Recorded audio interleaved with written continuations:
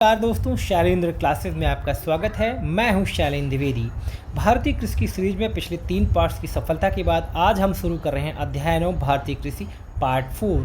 आज का टॉपिक दोस्तों बेहद ही महत्वपूर्ण है, तो चलिए बिना किसी देरी के सीधे क्लास में शुरू करते हैं पार्ट 4।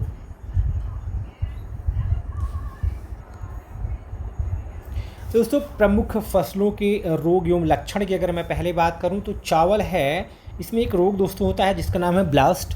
पत्तियों पर दोस्तों भूरे रंग के नाव की तरह के चकत्ते दिखाई पड़ते हैं।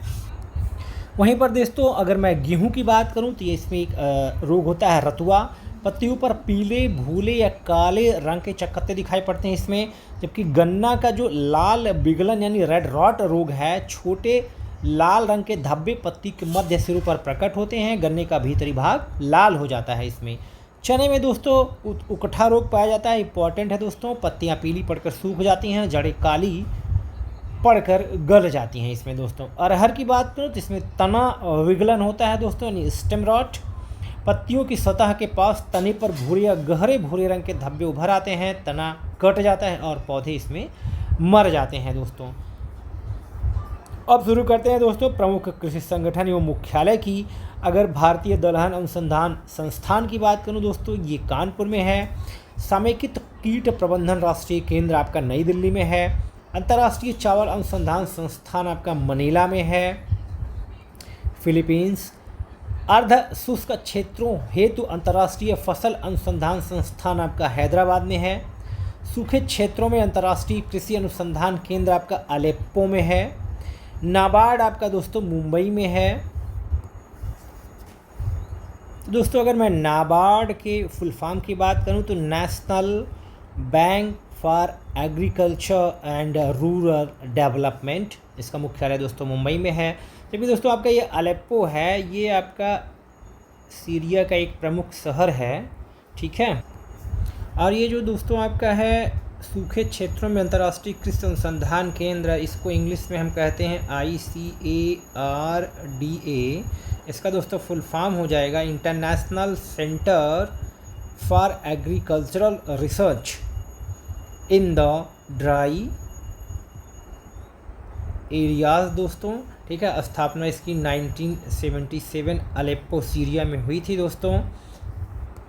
चूँकि दोस्तों जो ये अलेप्पो है, यह पूरा क्षेत्र प्राकृतिक रूप से शुष्क यानी बहुत ही ज़्यादा ड्राई या एरिड है, इसलिए सूखे इलाकों में फसलों को बेहतर बनाने और पानी के सही इस्तेमाल पर रिसर्च करने के लिए इस शहर को चुना गया था। हालांकि सर अगर मैं बात करूं 2011-12 में, ठीक है, वहाँ पे सीरिया में जो गृहयुद्ध छिड़ा उसके कारण वहाँ के हालात बहुत ज़्यादा ख़राब हो गए, तो जिसकी वजह से इस केंद्र को अस्थायी रूप से अपना जो रिसर्च और मुख्यालय इसको लेबनान के बेरूत में जो है शिफ्ट करना पड़ा था।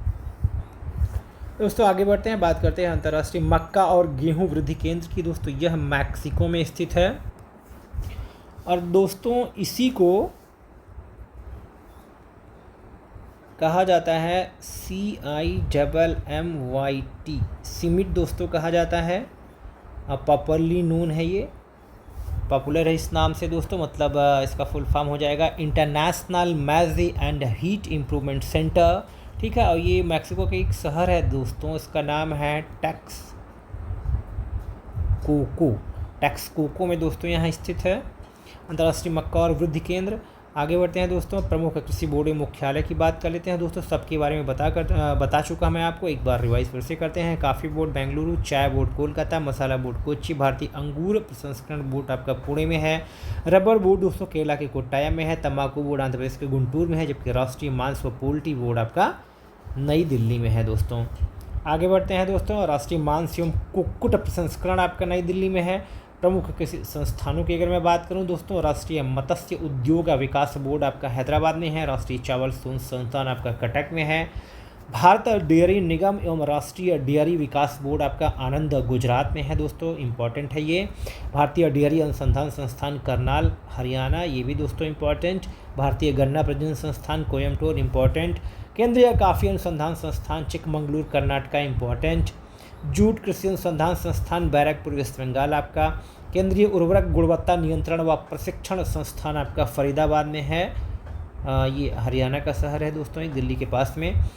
टिड्डी चेतावनी संगठन आपका जयपुर में है दोस्तों। वहीं पे चौधरी चरण सिंह राष्ट्रीय कृषि विपणन संस्थान जयपुर में है।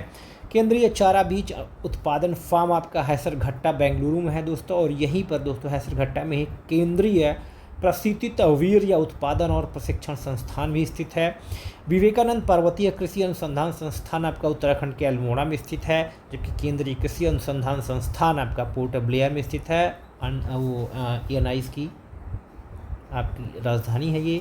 लघु किसान कृषि व्यापार संघ आपका नई दिल्ली में स्थित है, जबकि राष्ट्रीय जैव उर्वरक विकास केंद्र आपका गाजियाबाद में है। पशु रोग जांच प्रयोगशाला पुणे में है। वहीं पर पशु स्वास्थ्य एवं पशु चिकित्सा जैविकी संस्थान आपका कोलकाता में है। पशु चिकित्सा और जीव विज्ञान संस्थान आपका बेंगलुरु में है। पशु स्वास्थ्य संस्थान आपका जालंधर में है। पशु चिकित्सा जैविकी आपका गुवाहाटी में है। राष्ट्रीय पटसन एवं संबंधित रेशे अनुसंधान संस्थान आपका कोलकाता में है। भारतीय प्राकृतिक रेजिन्स एवं गम संस्थान आपका रांची में है। केंद्रीय उष्ण बागवानी हॉर्टिकल्चर संस्थान आपका श्रीनगर में है। केंद्रीय आलू अनुसंधान संस्थान आपका शिमला में है। केंद्रीय भैंस अनुसंधान संस्थान आपका हिसार में है। केंद्रीय भेड़ व बैल अनुसंधान संस्थान दोस्तों आपका मध्य प्रदेश के अंबिकापुर में स्थित है। वहीं पर केंद्रीय गन्ना अनुसंधान संस्थान आपका उत्तर प्रदेश की राजधानी लखनऊ में स्थित है, जबकि केंद्रीय शुष्क कृषि अनुसंधान संस्थान आपका हैदराबाद में है। वहीं पर केंद्रीय तंबाकू अनुसंधान संस्थान आपका राजमुंदरी में दोस्तों स्थित है। कृषि जलवायु प्रदेश यानी एग्रो क्लाइमेट रीजन की अगर मैं दोस्तों बात करूं तो कृषि जलवायु प्रदेश को निर्धारित करने के लिए वर्षा, तापमान, मिट्टी संबंधित विशेषताएं, किसी विशेष क्षेत्र में अपनाई जा सकने वाली कृषि पद्धति एवं वहाँ की पर्यावरणीय समस्याओं को शामिल किया जाता है। इन आधारों पर योजना आयोग ने 1989 में भारतीय कृषि जलवायु प्रदेश को 15 वृहत भागों में विभाजित किया है। तो दोस्तों जो आपका ये कृषि जलवायु प्रदेश है, इसके बारे में पहले आपको बता चुका हूँ कि यह 7वीं पंचवर्षीय योजना जिसका कि कार्यकाल दोस्तों 1985 से लेकर 1990 तक था दोस्तों। इसी में 1988 में दोस्तों इसको पेश किया गया था, ठीक है। और बाद में जो है दोस्तों 1989 में पूरी तरह से यह लागू हुआ, मतलब भारत को 15 कृषि जलवायु प्रदेशों में 1989 में आपका 15 वृहद भागों में दोस्तों ये विभाजित किया गया था। इसमें पहला है पश्चिमी हिमालय, पूर्वी हिमालय, निम्न गंगा मैदान, मध्य गंगा मैदान, ऊपरी गंगा मैदान, ट्रांस गंगा मैदान, पूर्वी पठारी का पहाड़ी क्षेत्र, मध्य पठारी व पहाड़ी क्षेत्र, 9वां आपका है पश्चिमी पठारी व पहाड़ी क्षेत्र, 10वां है आपका दक्षिणी पठारी व पहाड़ी क्षेत्र, 11वां है पूर्वी तटीय मैदान व पूर्वी घाट, 12वां है पश्चिमी तटीय मैदान व पश्चिमी घाट, 13वां है पश्चिमी शुष्क प्रदेश, 14वां है गुजरात का मैदानी व पहाड़ी भाग, 15वां दोस्तों है द्वीपीय प्रदेश जिसमें लक्षद्वीप व अंडमान निकोबार द्वीप समूह आते हैं। और हुआ एक्चुअली इसमें ये था दोस्तों कि ये योजना आयोग ने यानी कि जो प्लानिंग कमीशन पहले था उसने 1988 में क्या किया था, एक नई विकास रणनीति जो है यानी ग्रोथ स्ट्रेटजी तैयार की थी, जिसके तहत देश को 15 कृषि जलवायु प्रदेशों में यानी एग्रो क्लाइमेटिक जोन में बांटने का प्रस्ताव या खाका पहली बार स्वीकार किया गया था दोस्तों। और दोस्तों इस योजना को पूरी तरह से लागू करने और एग्रो क्लाइमेटिक रीजनल प्लानिंग के आधिकारिक दस्तावेज को योजना आयोग द्वारा 1989 में दोस्तों जारी किया गया था। तो आपका 1989 और 7वीं पंचवर्षीय योजना के तहत यह जारी हुआ था। आगे बढ़ते हैं दोस्तों। N/P के ये हमेशा 4/2/1 में जो है दोस्तों, N का मतलब नाइट्रोजन हो गया, P का मतलब दोस्तों क्या हो गया, फास्फोरस, K का मतलब दोस्तों आपका हो गया पोटेशियम या पोटाश। और दोस्तों 4/2/1 का मतलब क्या है कि अगर नाइट्रोजन आप 4 किलो डाल रहे हैं खेत में तो उसके साथ आपका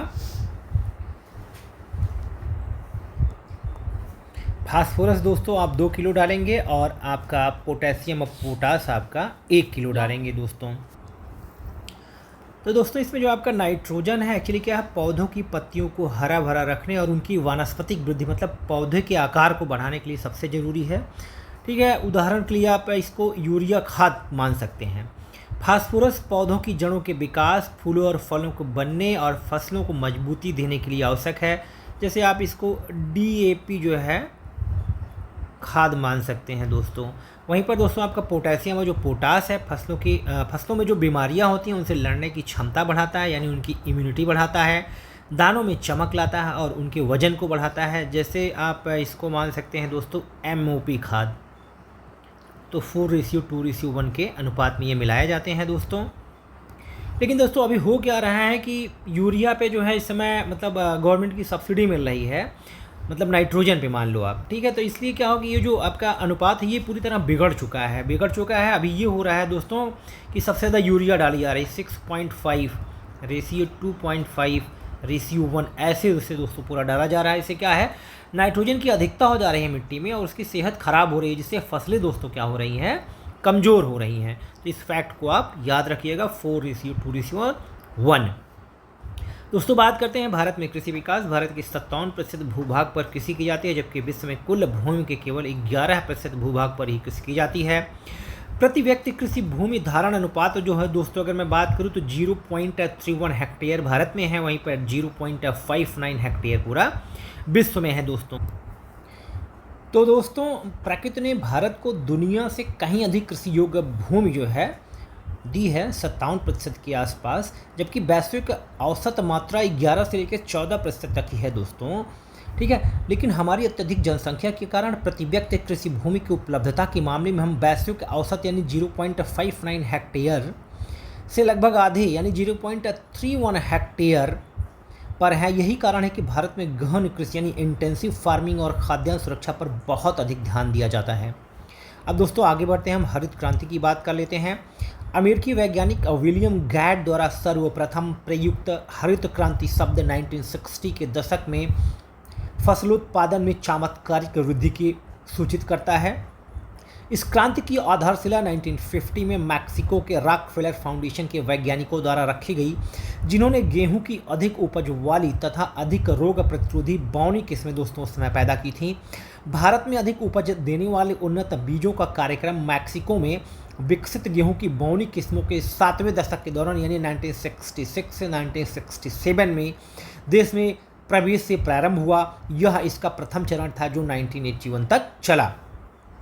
भारत में हरित क्रांति का जो प्रारंभ है दोस्तों, पंजाब, हरियाणा तथा पश्चिमी यूपी में गेहूं की खेती में उन्नत बीजों के प्रयोग के साथ हुआ। इसके दूसरे चरण यानी 1981 से 1995 में 1983 में इसमें चावल को भी शामिल कर लिया गया, यानी दूसरे चरण में इसमें चावल भी आ गया, तथा हरित क्रांति का विस्तार बिहार, आंध्र प्रदेश तथा तमिलनाडु में भी हो गया दोस्तों। आगे बढ़ते हैं, तीसरे चरण की बात करते हैं जो कि 1995 से प्रारंभ होता है। यह क्रांति भारत के सभी क्षेत्रों में पहुंच गई। हरित क्रांति का जनक नॉर्मन अर्नेस्ट बोरलॉग साहब को माना जाता है। इनका जन्म 1914 में यूएसए के आइओवा प्रांत में हुआ था और मैक्सिको दोस्तों उनका क्या था, कार्य क्षेत्र। हरित क्रांति में प्रयुक्त प्रथम फसल मैक्सिकन गेहूं था, जिसे बोरलॉग ने मैक्सिको स्थित अंतर्राष्ट्रीय मक्का एवं गेहूं संवर्धन केंद्र यानी सिमिट, इसके बारे में मैंने अभी आपको बताया, से मंगवाया था। भारत में हरित क्रांति का जनक डॉक्टर MS स्वामीनाथन को माना जाता है। इस नई नीति में अधिक उपज वाली किस्मों की बीजों पर अधिक बल दिया गया था दोस्तों, इसलिए इस कार्यक्रम का नाम उन्नत बीज किस्म कार्यक्रम यानी high yielding varieties seed programme रखा गया। भारत में हरित क्रांति के फलस्वरूप गेहूं का प्रति एकड़ 2000 किलो का रिकॉर्ड उत्पादन यानी पहले से लगभग 3 गुना हो सका था दोस्तों।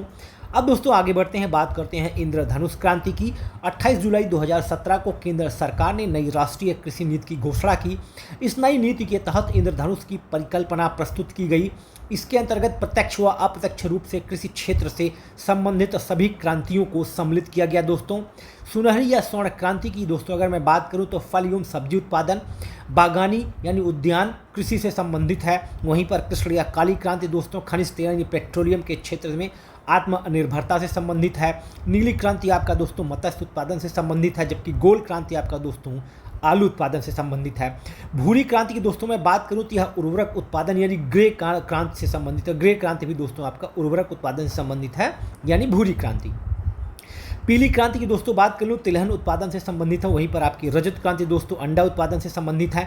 इंद्रधनुषी क्रांति की दोस्तों बात कर लूँ तो कृषि संबंधित समग्र क्रांति इसमें समाहित हो जाती है। वहीं पर अमृत क्रांति दोस्तों आपका नदियों की जोड़ने की योजना से संबंधित है दोस्तों, इसके बारे में आपको पहले ही बता चुका हूँ। सदाबहार क्रांति की बात कर लूँ दोस्तों कृषि उत्पादन को दोगुना करना, टिकाऊ कृषि, इससे संबंधित है। वहीं पर गुलाबी क्रांति दोस्तों आपका प्याज उत्पादन से संबंधित है। लाल क्रांति जो है आपकी दोस्तों मांस एवं मटर उत्पादन से संबंधित है दोस्तों, जबकि सदाबहार क्रांति आपका ये MS स्वामीनाथन द्वारा लाई गई थी। गोल्डन क्रांति की अगर दोस्तों मैं बात करूं तो बागवानी उत्पादन में वृद्धि से संबंधित है, यानी फसल एवं शहद उत्पादन जो है इसमें सम्मिलित है। ये दोस्तों आपका UPPSC में पूछा भी गया है। और आगे बढ़ते हैं दोस्तों, अब बात करते हैं समाज के सभी वर्गों को खाद्य उपलब्धता सुनिश्चित कराने के लिए सरकार ने राष्ट्रीय खाद्य सुरक्षा प्रणाली की रचना की है। इसकी 2 घटक हैं दोस्तों, कौन कौन से? नंबर 1 पे है दोस्तों बफर स्टॉक, नंबर 2 पे है सार्वजनिक वितरण प्रणाली। सार्वजनिक वितरण प्रणाली यानी PDS एक ऐसा कार्यक्रम है जिसके अंतर्गत ग्रामीण और नगरीय क्षेत्रों में खाद्य पदार्थ और अन्य आवश्यक वस्तुएं सस्ते दर पर उपलब्ध कराई जाती हैं। खाद्यान्नों की अधिक प्राप्ति और भंडारण की व्यवस्था FCI करती है दोस्तों, जबकि इसके वितरण को कौन? PDS सुनिश्चित करती है। FCI की दोस्तों बात कर लूँ, सरकार द्वारा घोषित MSP पर किसानों को से जो है ये खाद्यान्न जो है खरीदती है या क्रय करती है। एक देश एक राशन कार्ड योजना की बात कर लूँ दोस्तों, केंद्रीय उपभोक्ता मामले, खाद्य एवं सार्वजनिक वितरण मंत्रालय यानी ministry of consumer affairs, food and public distribution द्वारा 1 जून 2020 से एक देश एक राशन कार्ड योजना को 20 राज्यों जो कि 1 फरवरी 2021 से 32 राज्य इसमें शामिल कर लिए गए में लागू कर दिया गया था। इस योजना के तहत PDS के तहत आने वाले लाभार्थी मुख्यतः जो प्रवासी हैं दोस्तों, देश के किसी भी भाग में खाद्यान्न प्राप्त करने में सक्षम हो जाएंगे तथा राष्ट्रीय खाद्य सुरक्षा अधिनियम 2013 के अंतर्गत लाभार्थियों को अनाज की उपलब्धता दोस्तों सुनिश्चित हो जाएगी। इस योजना की समय सीमा दोस्तों 30 जून 2030 तक रखी गई। इस योजना की नोडल एजेंसी दोस्तों आपकी फूड कॉर्पोरेशन ऑफ इंडिया है दोस्तों। आगे बढ़ते हैं दोस्तों, झूमी कृषि की बात कर लेते हैं। इसे बुश फेलो कृषि भी कहा जाता है दोस्तों, इंपॉर्टेंट है, पूछा गया है। कृषि के विशेष प्रकार की बात करते हैं तो दोस्तों तो पिसीकल्चर आपका दोस्तों ये व्यापारिक स्तर पर की जाने वाली मछली पालन की क्रिया है दोस्तों। वहीं पर दोस्तों अगर मैं सीरीकल्चर की बात करूं तो रेशम उत्पादन की क्रिया है जिसमें शहतूत आदि की कृषि भी सम्मिलित होती है। हॉर्टिकल्चर में दोस्तों आपका देखिए व्यापारिक स्तर पर किया जाने वाला विभिन्न प्रकार के फलों का उत्पादन आपका हॉर्टिकल्चर कहलाता है। व्यापारिक स्तर पर की जाने वाली जैतून की कृषि को हम ऑलिविकल्चर कहते हैं। वहीं पर अगर मैं अर्बोरिकल्चर की बात करूं दोस्तों, विशेष प्रकार के वृक्षों एवं झाड़ियों की कृषि जिसमें उनका संरक्षण और संवर्धन भी सम्मिलित है, आपका अर्बोरिकल्चर कहलाता है। एपीकल्चर दोस्तों क्या होता है? व्यापारिक स्तर पर शहद उत्पादन हेतु मधुमक्खी पालन को हम एपीकल्चर कहते हैं। वहीं पर सिल्वीकल्चर की बात करूं तो वनों के संरक्षण एवं संवर्धन से संबंधित क्रिया सिल्वीकल्चर कहलाती है। जबकि दोस्तों आपका विटीकल्चर क्या है? अंगूर उत्पादन है। ठीक है, UPPSC में पूछा गया। अंगूर जो है आपका देखिए विटामिन इसमें पाया जाता है। आगे बढ़ते हैं दोस्तों, हम वेजिकल्चर की बात कर लेते हैं। दक्षिण पूर्वी एशिया में आदिमानव द्वारा की गई प्रारंभिक आदिम कृषि को हम वेजिकल्चर कहते हैं दोस्तों। वहीं पर अगर मैं निमारी कल्चर की बात करूं तो आदिम व्यवस्था की कृषि जिसमें वनों से फल फूल व कंदमूल संग्रह किया जाता था। ओलेरी कल्चर की दोस्तों बात कर लूँ तो ज़मीन पर फैलने वाली सब्जियों की व्यापारिक कृषि को हम ओलेरी कल्चर कहते हैं। वहीं पर मेरी कल्चर क्या है दोस्तों? व्यापारिक उद्देश्य से समुद्री जीवों के उत्पादन की क्रिया क्या है? मेरी कल्चर है। हॉर्सिकल्चर की दोस्तों बात कर लूँ तो व्यापारिक स्तर पर उन्नत प्रजाति के घोड़ों व खच्चरों का पालन जो आपका हॉर्सिकल्चर कहलाता है। अगर बर्मी कल्चर की दोस्तों बात कर लूँ तो आपका ये वर्मी कल्चर कृषि उत्पादन से में अवृद्धि है तो केंचुआ पालन आपका क्या है? वर्मी कल्चर है। आपका ये मोरी कल्चर क्या है? रेशम कीट है तो शहतूत की कृषि है दोस्तों, ये आपका मेरी कल्चर है। मेरी और मोरी में कंफ्यूज मत होइएगा। मेरी कल्चर होता है व्यापारिक उद्देश्य से समुद्री जीवों के उत्पादन की क्रिया है। मोरी कल्चर आपका रेशम कीट है तो शहतूत की कृषि है दोस्तों। आपका देखिए एरोपोनिक क्या है? पौधों को हवा में उगाना, मतलब मृदा रहित कृषि को आपका एरोपोनिक कहते हैं। जबकि पोमोलॉजी क्या है दोस्तों? ये फल विज्ञान से संबंधित है। दोस्तों आगे बढ़ते हैं, बात करते हैं रिले कृषि की। जब एक खड़ी फसल के नीचे दूसरी अन्य फसल को बोया जाता है तो उसे हम रिले कृषि कहते हैं। जबकि शस्य गहनता की बात करूं दोस्तों, किसी क्षेत्र विशेष में एक वर्ष की अवधि में बोई गई फसलों की कुल संख्या क्या है? आपका शस्य गहनता है। शस्य गहनता का एक्चुअल मतलब क्या होता है? कुल बोया गया क्षेत्र बटे वास्तविक कृषि क्षेत्र, टोटल का गुणे 100 कर दीजिए आप, शस्य गहनता आप निकाल ले जाएंगे।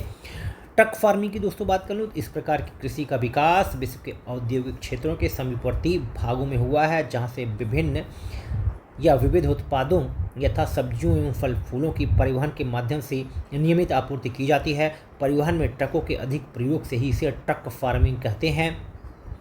गहन कृषि या इंटेंसिव फार्मिंग की बात कर लूँ दोस्तों, इस कृषि प्रणाली में भूमि की प्रत्येक इकाई पर अधिक मात्रा में पूंजी एवं श्रम का उपयोग कर एक निश्चित समय अवधि में फसलों का अधिकतम संभव उत्पादन किया जाता है।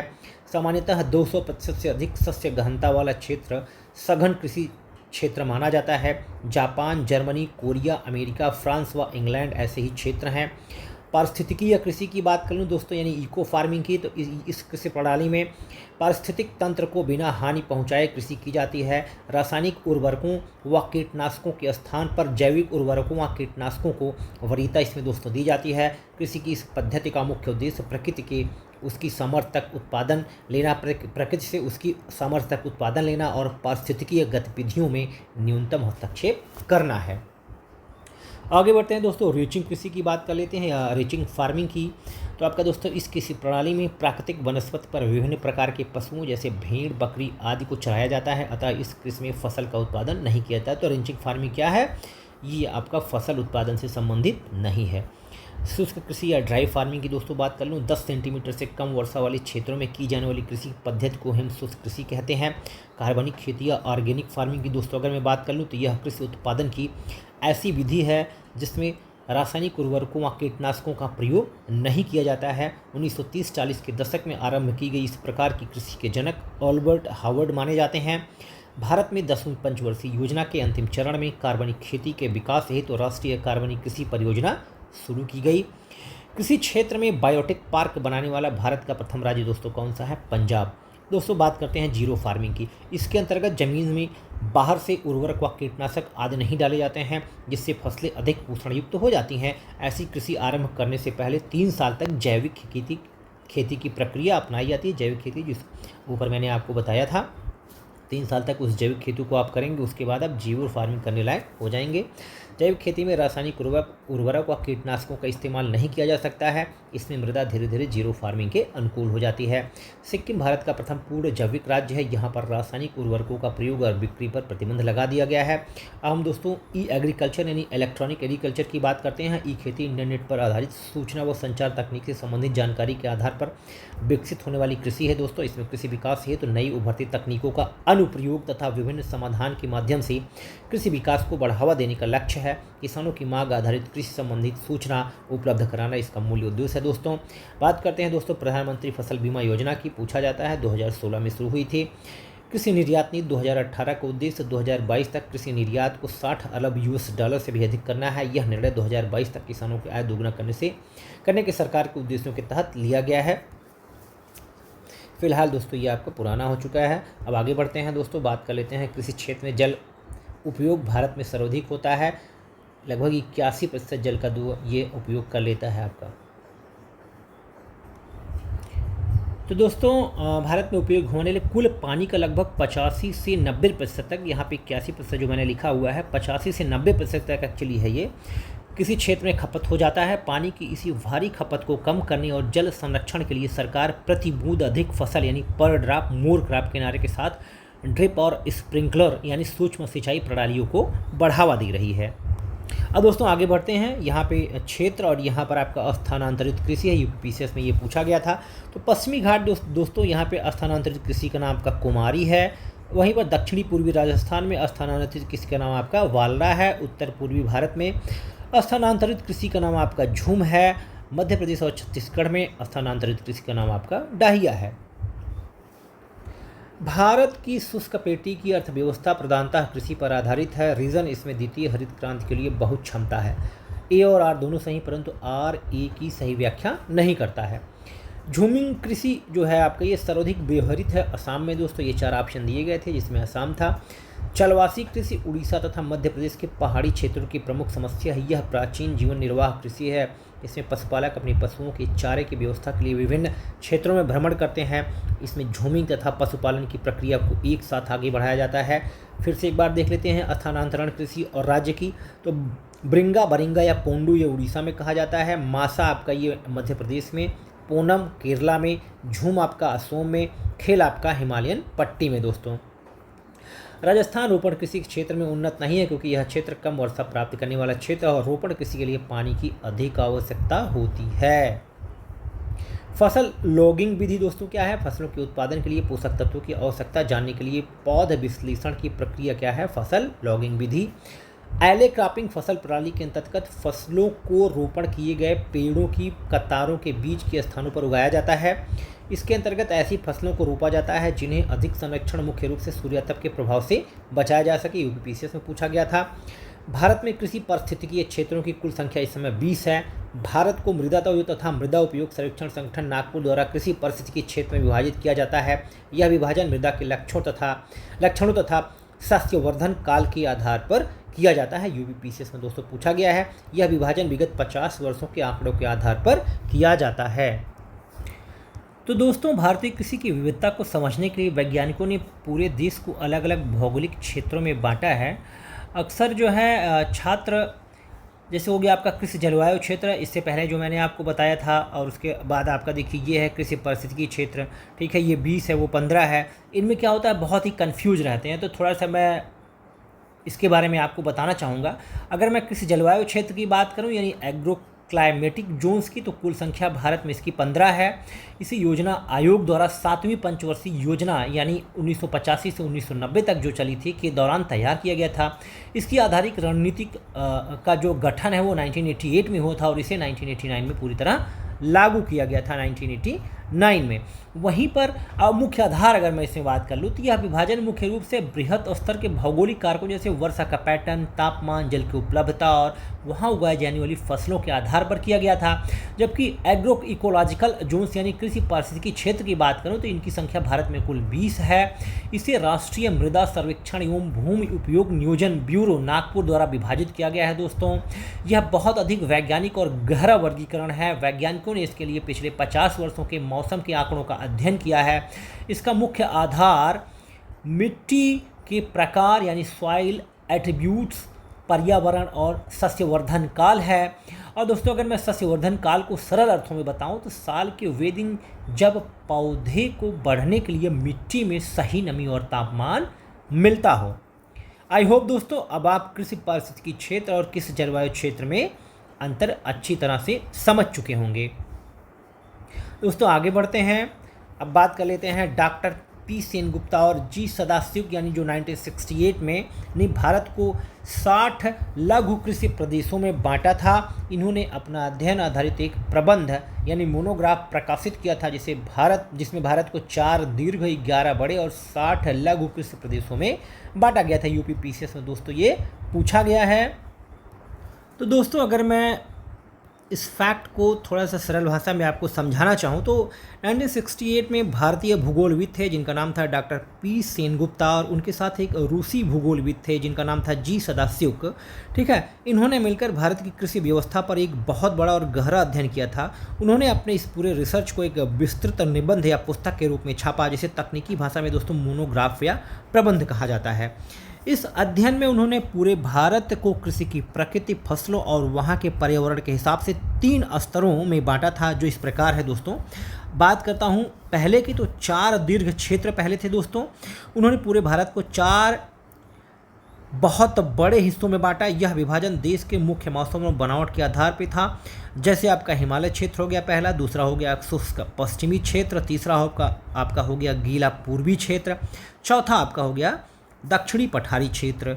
इसके बाद इन्होंने इन 4 बड़े हिस्सों के अंदर की विविधताओं को देखते हुए उन्होंने 11 मध्यम या बड़े उपक्षेत्रों में विभाजित किया था। दोस्तों अंत में बिल्कुल ज़मीनी स्तर पर जाकर जहां मिट्टी, स्थानीय पानी की उपलब्धता और फसलों का मिजाज बदलता है, उन्होंने देश को 60 छोटे या लघु यानी माइक्रो कृषि प्रदेशों में बांटा था।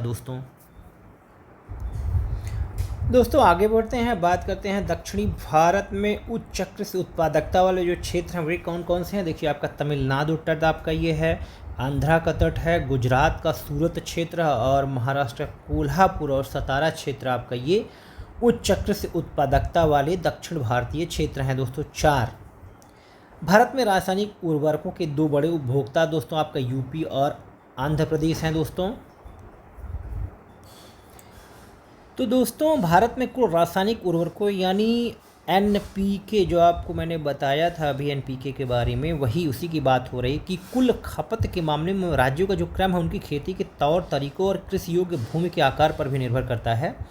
ठीक है, भारत सरकार के कृषि एवं किसान कल्याण मंत्रालय के जो नवीनतम आंकड़े यानी 2025-26 के, तो देश में कुल रासायनिक उर्वरक खपत में जो शीर्ष 3 राज्य हैं दोस्तों, नंबर 1 पे दोस्तों आपका अभी भी जो है यूपी बना हुआ है। ठीक है, ये आपका यूपी बना हुआ है दोस्तों यहाँ पर। और नंबर 2 पे आपका इस समय आपका आ गया है दोस्तों। नंबर 1 पर दोस्तों यहाँ पे देखिए यूपी है, नंबर 2 पे आपका है महाराष्ट्र आ गया है, ठीक है। और नंबर 3 पे इस समय आपका दोस्तों मध्य प्रदेश, ये नवीनतम आंकड़े हैं दोस्तों।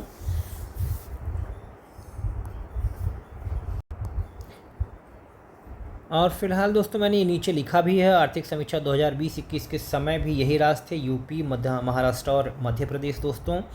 बोड़ा या लोबिया एक हरी खाद फसल है जिसमें नाइट्रोजन की मात्रा सबसे अधिक यानी 0.49% पाई जाती है। वहीं पर दोस्तों नंबर 2 पे सनई आता है जिसमें 0.43% पाई जाती है, जबकि ढैंचा में दोस्तों 0.42% नाइट्रोजन पाई जाती है, ठीक है। हरी खाद दोस्तों वे फसलें होती हैं जिनकी खेती पोषक तत्वों को बढ़ाने तथा उसमें जैविक पदार्थों की पूर्ति करने के उद्देश्य से की जाती है। दोस्तों अगर मैं थोड़ा सा आपको इसको सरल भाषा में समझाने का प्रयास करूं तो हरी खाद दोस्तों वह प्राकृतिक तरीका है जिसमें जो सनई होती है, ढैंचा या लोबिया जैसी फसलों को क्या करते हैं, खेत में उगाकर फूल आने से पहले ही मिट्टी में दबा देते हैं। इससे मिट्टी को प्रचुर मात्रा में दोस्तों नाइट्रोजन और जैविक पदार्थ मिलते हैं। और यदि परीक्षा में पूछा जाए तो शुष्क भार के आधार पर सनई में नाइट्रोजन की मात्रा दोस्तों सबसे अधिक होती है, वह होती है 2.3%। ये दोस्तों शुष्क भार की बात हो रही है, ठीक है। जबकि ढैंचा ऊसर और जल भराव वाली ज़मीन के लिए सबसे उत्तम हरी खाद है। और दोस्तों जो मैंने यहाँ पे आपको परसेंटेज बताए हैं वो है गीली अवस्थाओं में पौधे के अंदर पानी की मात्रा जो है अलग अलग होती है, उस आधार पर ये डेटा है दोस्तों। उसमें आपका बोड़िया ये कहाँ गया दोस्तों, हाँ बोड़ा या लोबिया दोस्तों ये 0.49% के साथ सबसे अधिक है, जबकि सनई 0.43 के साथ ये आपका ताजे पौधे की बात हो रही है दोस्तों ये, और वो आपका शुष्क पौधों की बात हो रही थी। और ढैंचा आपका दोस्तों है 0.42%। तो दोस्तों आगे बढ़ते हैं, अब बात करते हैं उर्वरकों का प्रयोग फसलों की अधिक पैदावार प्राप्त करने के लिए किया जाता है, तथापि उर्वरकों को समानतः लौह तत्व जो है ये उपलब्ध नहीं होता है, ठीक है। उर्वरकों में कौन सा तत्व नहीं पाया जाता है, लौह तत्व दोस्तों इंपॉर्टेंट है ये। हरित खेती में सन्निहित है समेकित कीट प्रबंधन, समेकित पोषक पदार्थ आपूर्ति तथा प्राकृतिक संसाधन प्रबंधन। इस खेती का प्रचलन चीन द्वारा शुरू किया गया था। यह एक संरक्षण कृषि है। भारत में हरित खेती की धारणा का प्रतिपादन डॉक्टर M.S. स्वामीनाथन जी द्वारा किया गया था। तो दोस्तों जो सामान्य तौर पर ये रासायनिक उर्वरक मिलते हैं बाज़ारों में, जैसे यूरिया हो गया, DAP हो गया, NPK हो गया, मतलब जो किसान खेतों में डालते हैं मोटा मोटा ये समझिए, केवल प्राथमिक पोषक तत्व ही उपलब्ध कराते हैं, जैसे नाइट्रोजन, फास्फोरस, पोटास। इनमें लौह तत्व यानी Fe जैसे सूक्ष्म पोषक तत्व बिल्कुल नहीं होते हैं। लौह तत्व पौधों के लिए उतना ही ज़रूरी है दोस्तों जितना इंसानों के लिए। यह पौधों में क्लोरोफिल यानी हरितमा बनाने में मुख्य भूमिका निभाते हैं। यदि मिट्टी में इनकी कमी हो जाए तो पौधों की पत्तियां पीली पड़ने लगती हैं, जिन्हें हम क्लोरोसिस कहते हैं, और इससे क्या होता है, पैदावार दोस्तों घट जाती है। दोस्तों अगर मैं इसको आपको और सरल भाषा में समझाना चाहूँ तो हरित खेती वह आधुनिक तरीका है जो पर्यावरण को नुकसान पहुँचाए बिना फसलों की पैदावार बढ़ाता है, ठीक है। अगर इसमें मैं समेकित कीट प्रबंधन की बात करूं यानी इंटीग्रेटेड पेस्ट मैनेजमेंट, इसका मतलब है कि फसलों को कीड़ों से बचाने के लिए केवल रासायनिक कीटनाशकों पर निर्भर न रहना, बल्कि जैविक तरीकों जैसे मित्र कीटों, नीम के घोल और रसायनों का एक संतुलित तालमेल बनाना होता है। वहीं पर समेकित पोषक पदार्थ आपूर्ति यानी इंटीग्रेटेड न्यूट्रिएंट मैनेजमेंट जो है ये, जैसा कि हमने अभी NPK और हरी खाद के बारे में पढ़ा, इसका उद्देश्य केवल यूरिया या DAP डालना नहीं है, बल्कि रासायनिक खादों के साथ साथ गोबर की खाद, हरी खाद और जैव उर्वरक यानी बायो फर्टिलाइजर्स जो होते हैं को मिलाकर मिट्टी को हर तरह का पोषण देना है। जबकि अगर मैं दोस्तों प्राकृतिक संसाधन प्रबंधन यानी नेचुरल रिसोर्स मैनेजमेंट की बात करूं तो खेती करते समय पानी, मिट्टी और हवा को प्रदूषित होने से बचाना और भूजल का बहुत ही समझदारी से उपयोग करना, जैसे आप ड्रिप सिंचाई ले सकते हो। और दोस्तों वैश्विक स्तर पर हरित खेती का इस आधुनिक अवधारणा का व्यवस्थित प्रचलन और नीतिगत ढांचा सबसे पहले चीन द्वारा शुरू किया गया था, ताकि पर्यावरण को बचाते हुए इतनी बड़ी आबादी का पेट भरा जा सके। ठीक है। और अगर मैं दोस्तों संरक्षण कृषि की बात करूं तो यह एक ऐसी खेती है जो प्राकृतिक संसाधनों के संरक्षण पर टिकी है।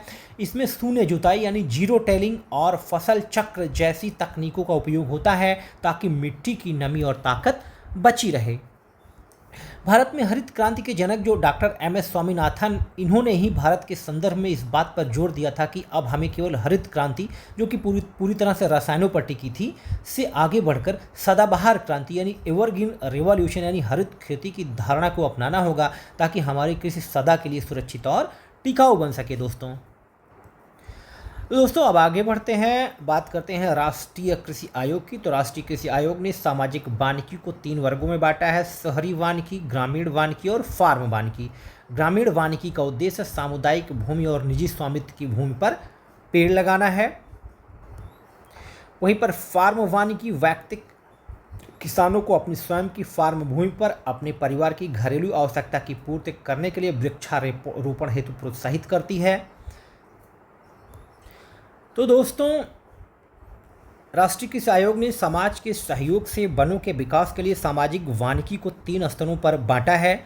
शहरों को हरा भरा बनाने के लिए दोस्तों हो गया शहरी वानिकी, पूरे गांव की साझी ज़रूरतों के लिए ग्रामीण वानिकी और किसानों द्वारा अपनी निजी भूमि पर खेती के साथ पेड़ लगाने के लिए फार्म वानिकी।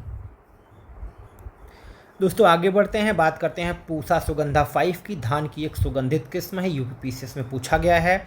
वर्तमान समय में चावल की विभिन्न किस्में विकसित की गई हैं: IR8, IR20, जया, पूसा, 221 रत्ना, साबरमती, पद्मा, कावेरी, अन्नपूर्णा।